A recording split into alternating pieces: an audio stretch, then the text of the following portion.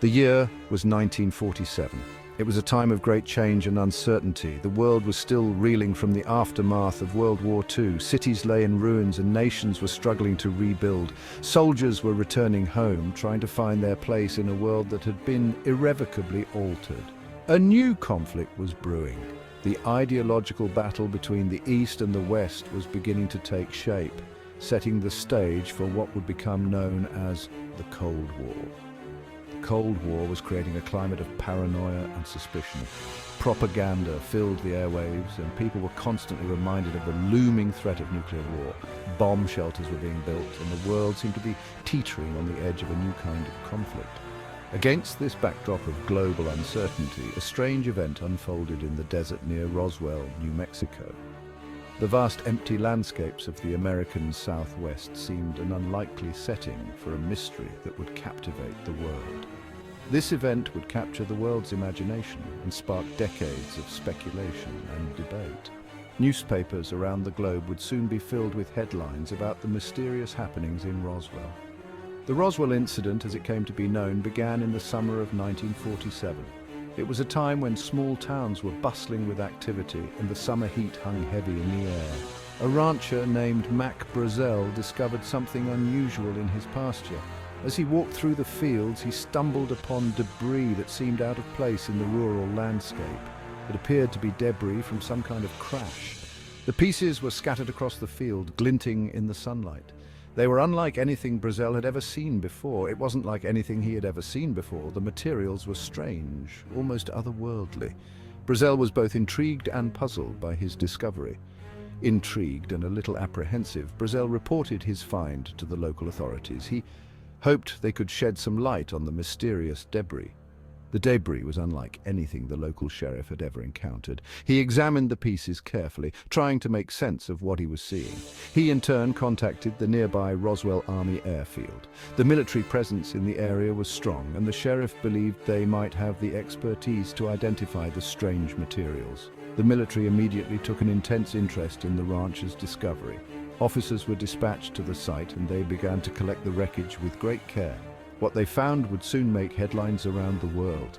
The story of the Roswell Incident spread like wildfire, capturing the attention of the public and the media alike. It would ignite a firestorm of controversy that continues to this day. People debated the nature of the debris, with some believing it was evidence of extraterrestrial life, while others thought it was a top-secret military experiment. The Roswell Incident took place at a pivotal moment in human history. The world was changing rapidly, and people were eager for answers to the mysteries that surrounded them. The world was on edge. Families gathered around their radios, listening intently to the latest news.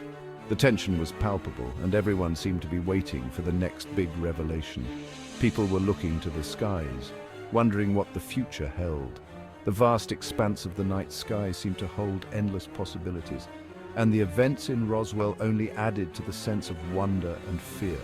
In this atmosphere of anxiety and anticipation, the strange events in New Mexico took on a significance that extended far beyond the dusty plains of the American Southwest. The world was watching, and everyone wanted to know the truth. The world held its breath, waiting to see what would be revealed. The Roswell Incident had become more than just a local mystery. It was a global phenomenon that would leave a lasting impact on history. News traveled fast, even in 1947. In an era where the internet and social media were non-existent, the speed at which information spread was still remarkable.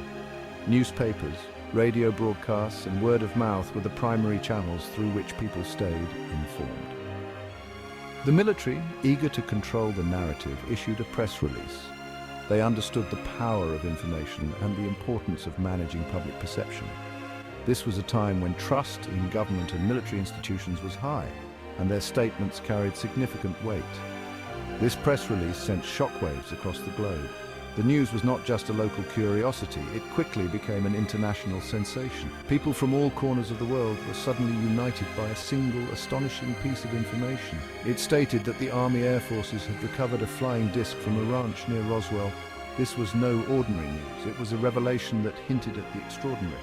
The statement was clear and unambiguous. There was no room for misinterpretation. The military's choice of words was deliberate. designed to leave a lasting impact.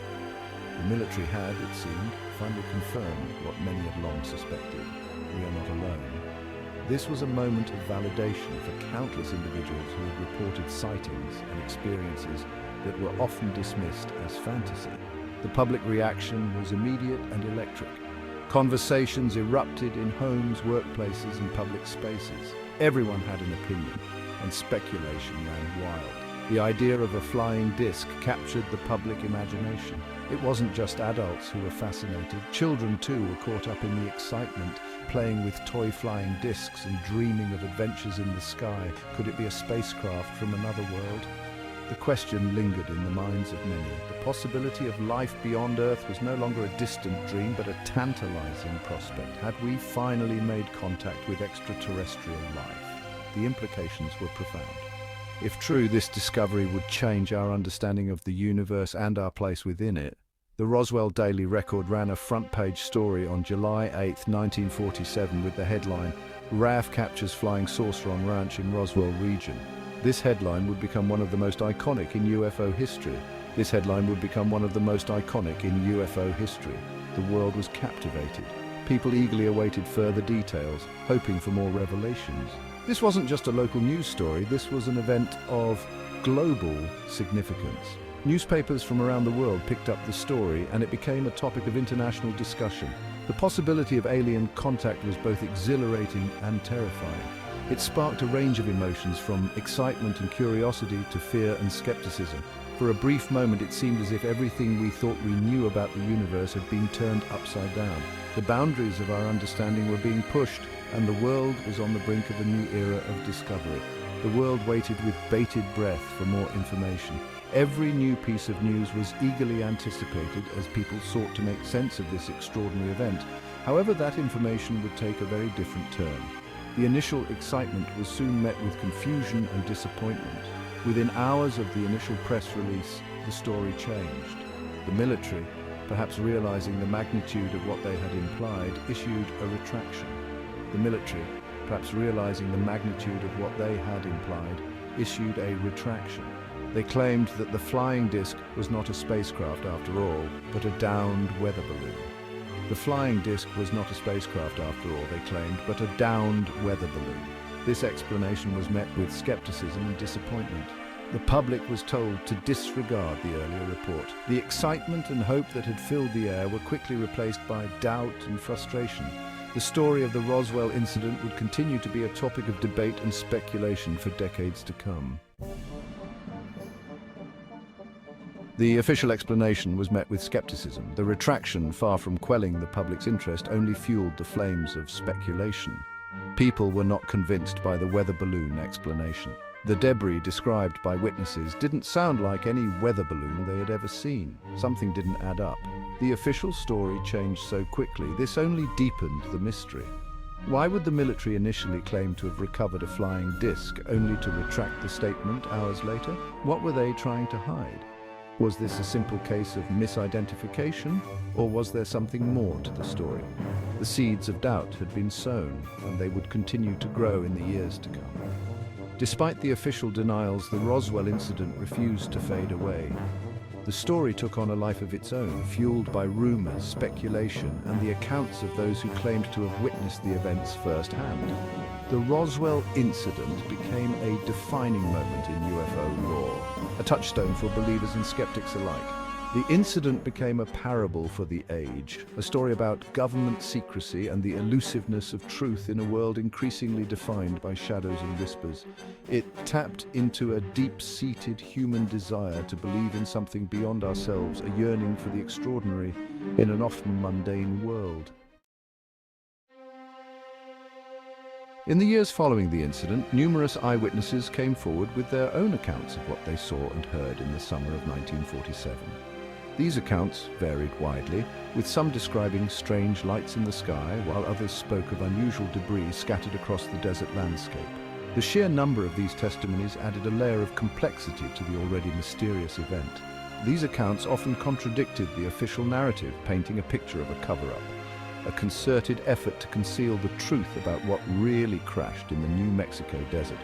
The government's explanations ranged from weather balloons to experimental aircraft, but many found these explanations unsatisfactory. The secrecy and the rapid response of the military only fueled suspicions further. One of the most compelling eyewitness accounts came from a mortician named Glenn Dennis. Dennis was a well-respected member of the Roswell community, and his story added a chilling dimension to the incident.